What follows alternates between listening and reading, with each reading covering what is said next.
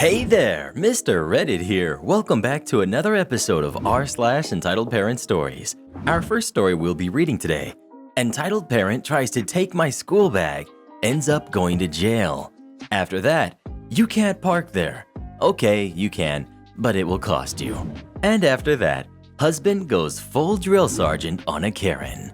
Now for every thumbs up this video gets, one Karen goes to jail. Never! So please smash that like button. And if you're new, subscribe and turn on notifications for new stories from Reddit every single day. Entitled Parent tries to take my school bag, ends up going to jail. Characters. We've got me. We've got Entitled Parent. We've got mates 1, 2, and 3. We've got the bystander and the train driver. Innocent kid didn't really do much, just listen to his mom. I go to a reasonably expensive school in my home city. Not named for obvious reasons, and the uniform is pretty distinctive. To get to it, I usually get a train for around 20 minutes to and from, plus 15-minute walk to the train station. For most of this, I am accompanied by a few mates who live in the same general area. Looking at us, you wouldn't think much. 3 to 4 relatively skinny teenagers who go to a good school. However, out of the usual squad, 2 of them do self-defense and other martial arts. Both have done it for over 6 years and are relatively high up in skill levels. This was a couple of years back, so some of the details may be a bit rusty. Now on to the story. My mates and I were waiting at the train station after school one day and were talking about the usual things that we talk about. Video games, school, and the like. We are the nerds of the school. We see the train rock up to the platform and we get on.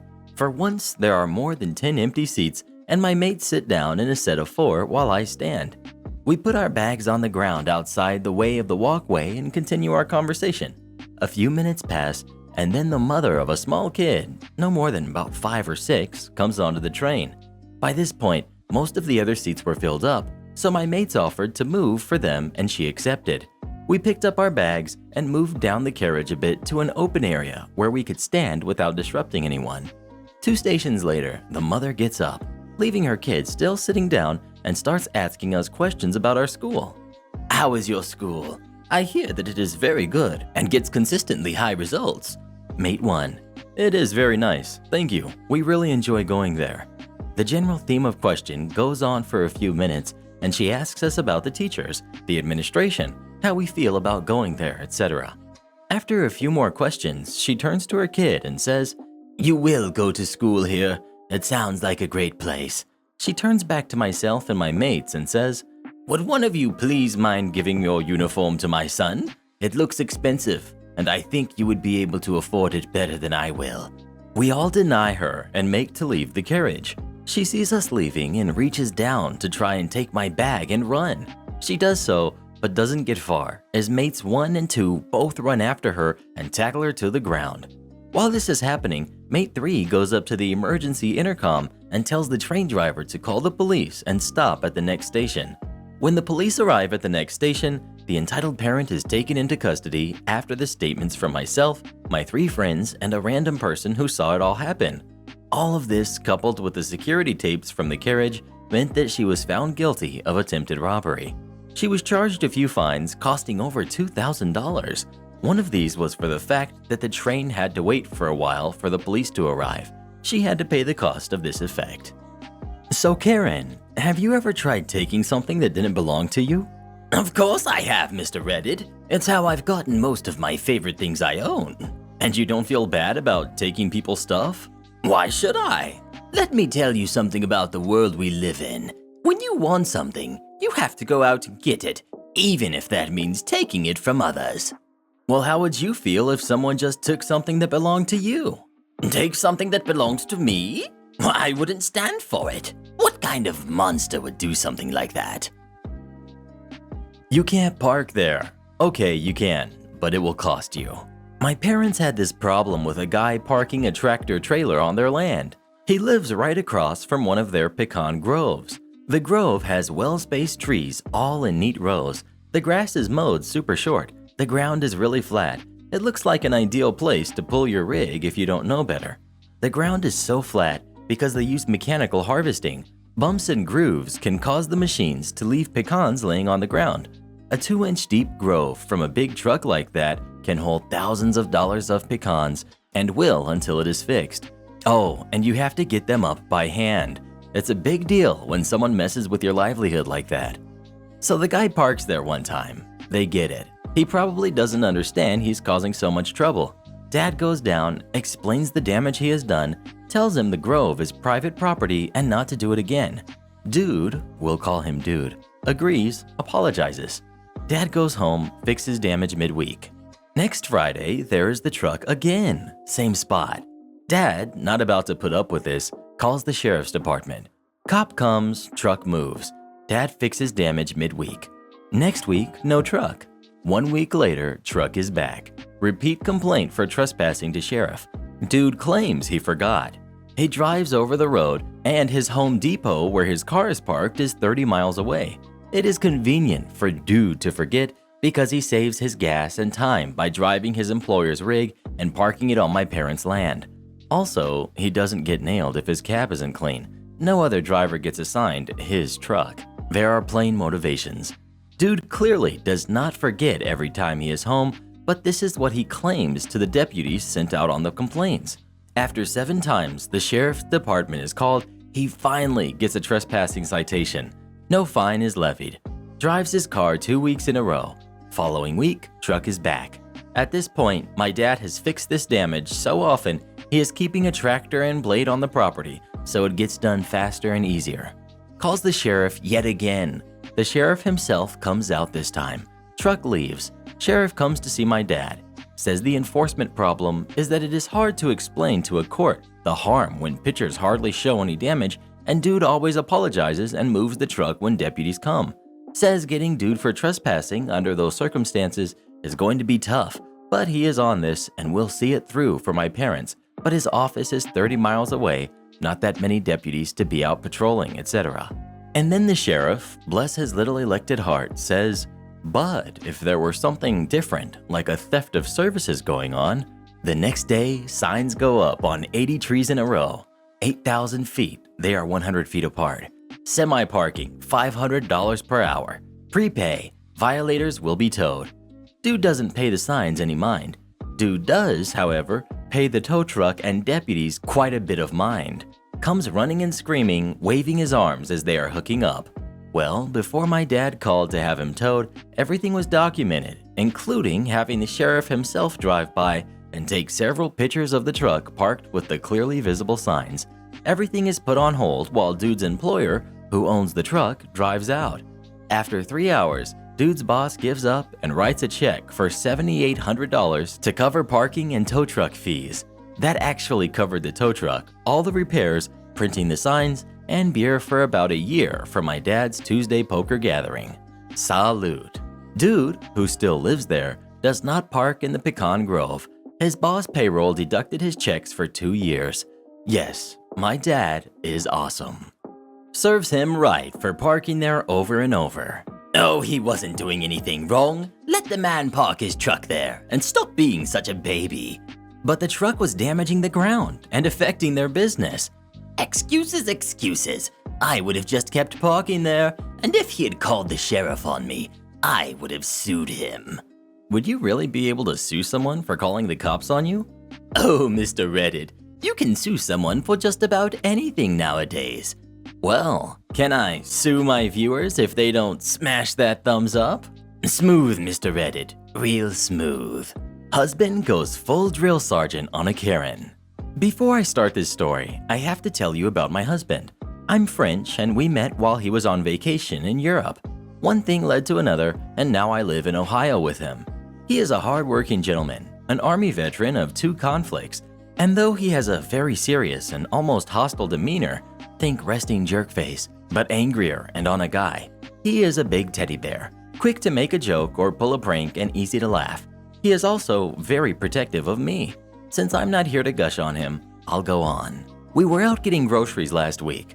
As we were checking out, I was bagging up all our stuff because the store now requires that you bag your own goods if you bring your own bags. No big deal.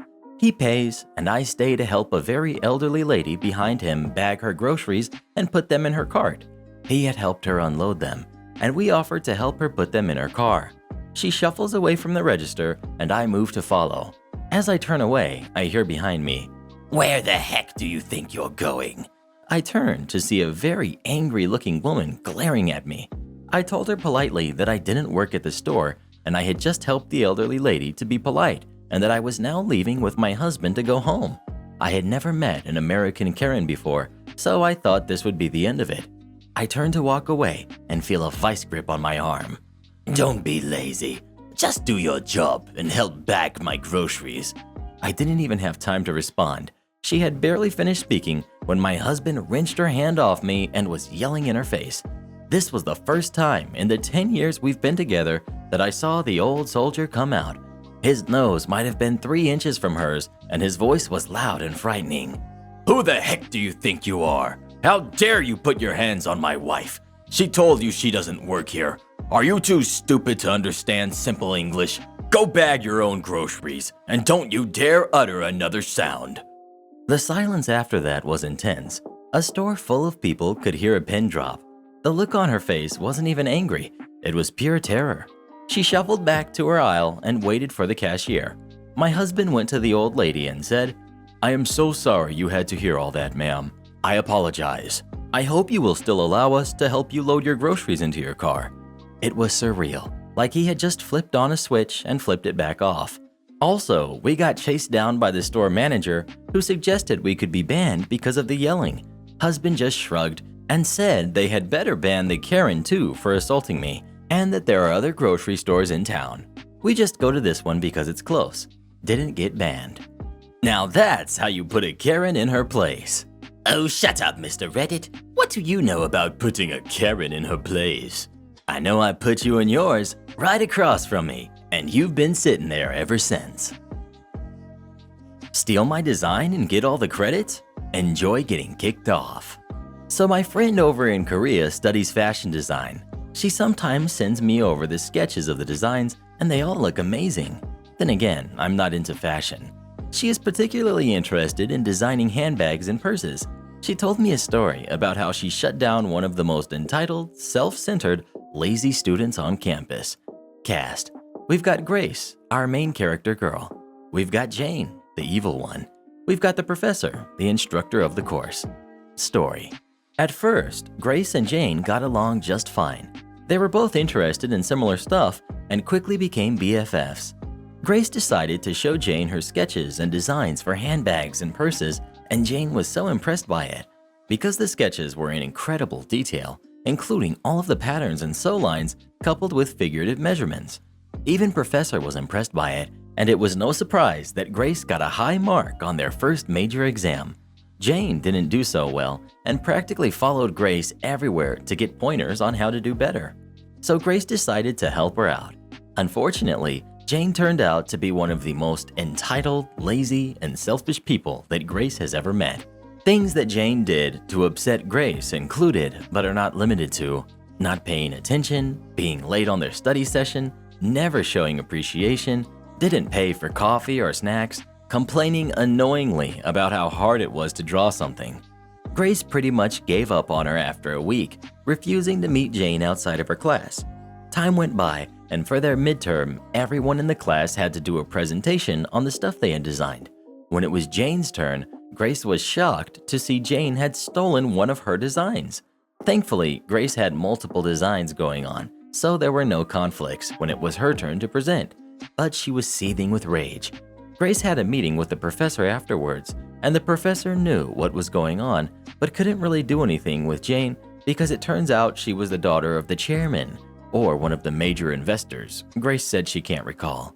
The chairman apparently blackmailed the professor into giving Jane the best grades. The revenge. Professor did, however, help Grace devise a plan to humiliate and expose Jane. For the finals, the professor announced to the class they would do another presentation, but it would be 3 designs, and advised they had to bring their A games because professionals from industries would be grading their work. Now the head of the department and the chairman would be there as well. So you know how Grace had a bunch of sketches for the class? Well, Grace also had a separate sketchbook that had designs from major brands. MK, Coach, you name it. She never used these directly for class assignments, but rather as inspirations for her designs. Grace pretended to be all friendly with Jane again, and brought the other's sketchbook on their meetings, still putting up with all the problems mentioned above. Grace secretly worked tirelessly on her new design and did her best to keep it a secret from Jane. So the day of the final presentation arrives, and Grace and Professor are grinning because they know what is about to happen. Grace went first, and she got a lot of praise from the judges. After a few more presentations, the last one to go was Jane. Jane's presentation turned out to be another copycat, copying designs of not one, not two, but 3 different companies. After the presentation, this was how it all went down, at least according to Grace. Judge 1. So, you are saying you designed all of these by yourself, right? Jane. That's right. Judge. And you swear that it really was your design, and you didn't copy off from anything else, right? Jane. I swear. Judge. You are aware your designs are from these brands? Huh? Are you aware that these are on the market right now, and some of the most popular designs? Wait, hold on. Judge 2. Yeah, I was going to bring this up. If you had worked for any brands, you would have probably been fired, or worst case, sued. Jane. But… Judge 2. Please, I am not done yet. Did you honestly think this would work? We, the judges, have been in the industry for over 10 years. We know a copycat when we see it. But these aren't even my designs. They are from Grace. Judge 3 to Grace. Is this true? Grace. Yes, but I'd never use them for major projects, nor call them my work. I just use sketches of them as inspiration for my own designs. Judge 3. Well, that was clear from your presentation. Turning back to Jane. Now, Miss Jane, this is a clear case of plagiarism, and I do hope your school is merciful on this matter. After the presentation was over, the chairman screamed at the professor in front of everyone, not realizing he just revealed all the blackmailing and the secret grade deal. Jane tried to call out Grace on how she did her over, but it really didn't matter. No one listened to Jane's attempt and slander, and she was kicked out of the school. Chairman pretty much lost all support and had to resign, and was replaced by a far more honorable and competent one. Nothing better than a cheater getting busted. Oh, she didn't even do anything wrong. Karen, she stole her designs and used them for a graded class project. Oh, that's fine. I did that all throughout my high school career, and look how I turned out. Entitled family forces me to babysit for an entire weekend, makes me miss my mother's birthday. So let us start. I am Ghanaian, and if anyone knows anything about West Africa, you will know that Ghanaians and Nigerians share a lot in common and often find themselves in the same communities. So the entitled family cast. We've got entitled mother, entitled father, entitled kids 1 and 2. This is a Nigerian family that had moved into our little town and naturally entered my parents' circles and therefore became family friends. This started the process of them becoming a thorn in our family's sides. The event I'll mention is what severed ties between our families. So after a couple of years living in our town, they had moved to the nearby city where entitled father got a nice job as a consultant, doctor, in cardiology. Good for them, but when they moved, they put entitled kids in private school and became integrated into the high society, and my city is a very affluent city in the UK.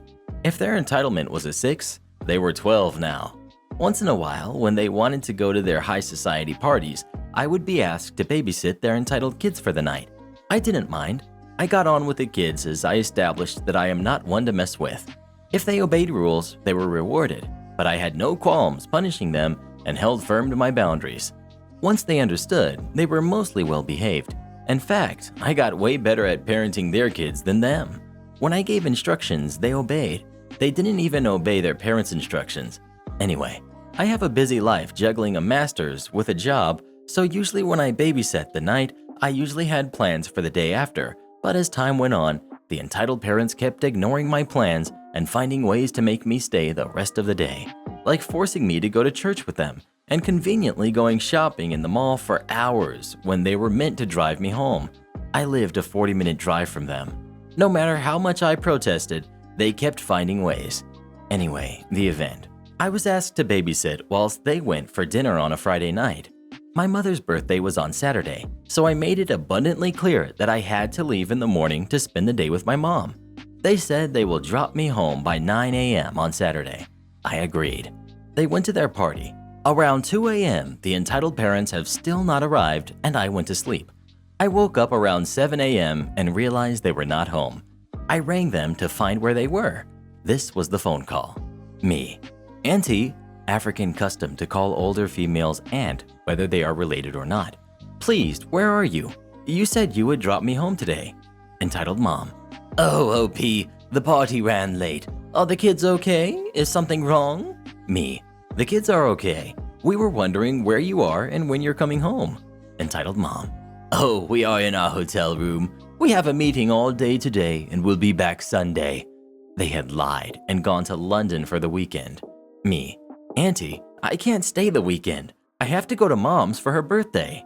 I am sure your mother will understand if you miss it as you are busy with the kids. Me. No, she won't. My mother is dramatic, and you promised me. Maybe I can take them home with me. No. There is no way you should take them on public transport. I don't want them sitting in the dirty train. Me. But I have to go home. No. Stay. Stay with the kids and don't take them anywhere. Do you hear me? It's not like I left you with nothing. You should be grateful. I cooked for you. Small things I ask of you, and you are being disrespectful. Where are your manners? Didn't your mother raise you to respect your elders? One weekend with kids and you're throwing a tantrum. I feel sorry for your future children. She hung up and refused to pick up my calls. I ring my mother and tell her the situation. I'm upset.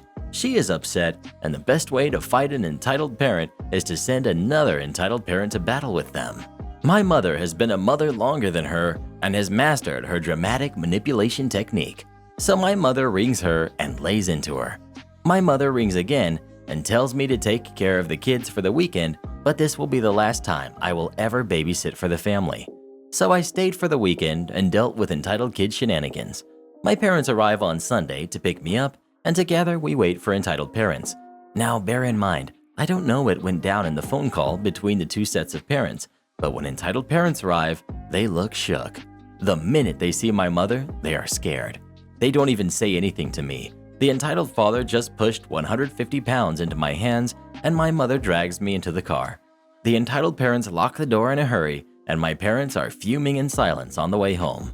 I have never seen such animosity. Anyway, that was the last time I ever saw that family ever again. Update. I rang my mom and asked, so bear in mind that both parties believe in African superstitions.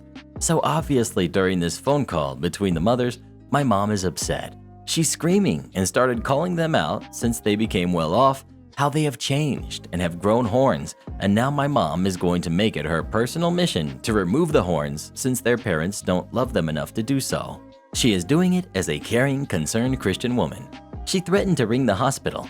Oh, fun fact, they work in the same hospital. My mom is a nurse, and make them aware of the NSPCC allegations she's about to make and let all his colleagues know. Then remember I said both are Christian? This is where the weird irony.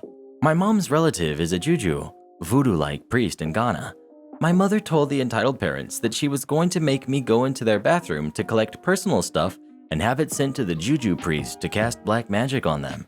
She said she was going to rain down curses and make sure they never prosper. If they didn't want that to happen, they better make my time worthwhile, and it better be able to buy her an awesome gift, hence the 150 pounds. Before that, I was babysitting for free because I liked their kids. After, my parents and I went to a great restaurant to celebrate the birthday. Why do some people think you should babysit for them for free? Oh, I never pay my babysitters. They're just lucky I let them watch my angels. Karen, you really don't pay your babysitters? Well, initially I tell them I'm going to pay them, but I just never do. It saves me a lot of money. And they continue to babysit for you after you stiff them like that? That's the only problem. For some reason, they refuse to babysit again after that. And I just can't seem to figure out why. Kid asks for plush. Mom immediately insults me because I didn't give it to him right after he asked. This was on my little brother's birthday, April 17th. Me and my mom were at Walmart picking up a cake for everyone to have, then a small personal one for him to eat to himself. After grabbing things like groceries, the cake, and a box of diapers, me and my mom decided to grab him this robotic dinosaur toy as another birthday present because his dad, who was deported out of our country, had managed to send my mom some money and said to buy him something from his dad. As we're going through the aisles, I stop because I wanted to grab a pack of trading cards for myself when I see a Bulbasaur plush, last one, sitting beside 2 Squirtles and a Pikachu. I was paying for my own stuff, so I didn't ask my mom if I could have them or not. Going back to join her, we grab the dino toy and a few more quick things from the pharmacy. We go to self-checkout, and I decide to go to one and buy my stuff quickly so I can help my mom out with the heavier stuff in the cart. I scan the Bulbasaur first and put him in my bag before scanning the cards, a drink, and some candy. I'm about to put my money in to pay when I notice a small kid is looking into my bag. I don't know if it was just that he happened to be really pale or if he was sick, but I wasn't going to take my chances since I'm higher risk. Only there because my mom jacked up her shoulder and can't lift heavy things. I swipe my bag away from him and shove my 20 into the machine, asking him very nicely to go back to his parent. He looks at me and says, "You got the Bulbasaur. They only had Pichu and the turtle in the aisle. Could we please trade? I already got the turtles, but I don't like Pichu much." I didn't even get to speak because as soon as he stopped speaking, his mother started, "Just give him the dang toy. You're like 12. You don't need a plushie." "He asked, now give." I look at her before speaking in a tired tone. "Ma'am, I am 17 years old, and I do not think you should be speaking to me like that. You should learn some manners and be a better role model for your kid." He had asked me already to trade the plushie. I get cut off. "Oh, shut up already and give my baby the toy. I don't care how old you are. I'm an adult and you're just a kid." My mom looks upset. I send her a quick text in my hoodie pocket that, thanks to autocorrect, said, "Let Key handle it." Turning to the kid, I ignored his mom for a minute as I talked to him. "Sorry, kiddo, but I want to keep the Bulbasaur. How about I give you some candy for asking nicely instead of trying to take it?" I handed him a bag of M&Ms I had planned to eat on the car ride home, and he seemed content, telling his mom he wanted to go as I turned and walked to my mom and grabbed the heavy stuff for her. Then entitled mom comes over, barely says, "Excuse me," and my mom whips around, nearly hitting them with her long braid, Rapunzel-looking hair she's been growing out since she was a kid, and says, "You better be over here to apologize for my son for being a jerk and not be trying to take something he bought with his own money." Now, I can't remember the argument as I tuned it out. Pretty sure the kid did too, because he was happily eating M&Ms, but it ended quickly as I just finished scanning everything and put myself between the two and said, "I get the adults are almost screaming at each other, but can you at least pay so I can put everything in the car? The ice cream's gonna start melting, and you left your youngest two with your sister."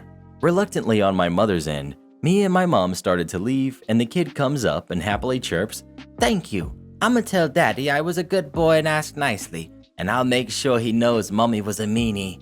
On the car ride home, my mom yelled up a storm about that woman, and I chugged some Coca-Cola and wondered how the dad was gonna react to his wife being a meanie, according to his son.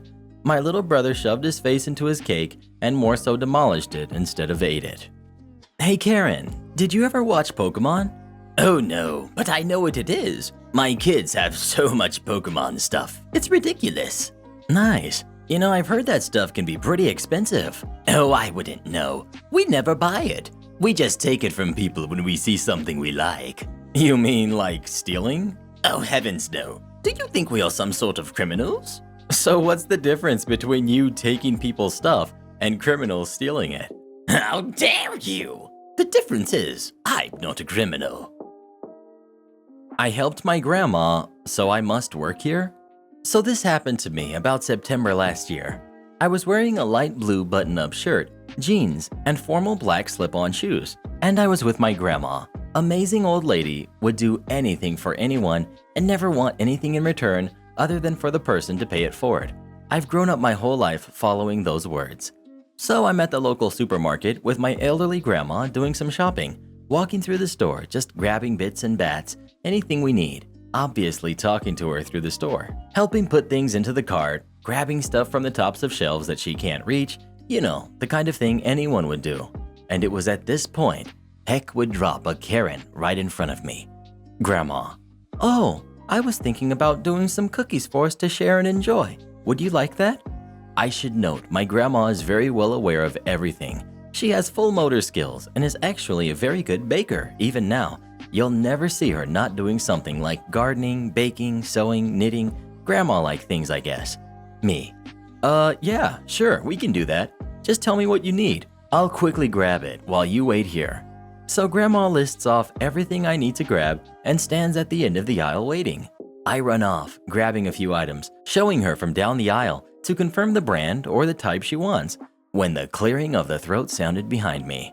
I turned around, slightly having a quick glance. It was nobody, just someone actually clearing their throat.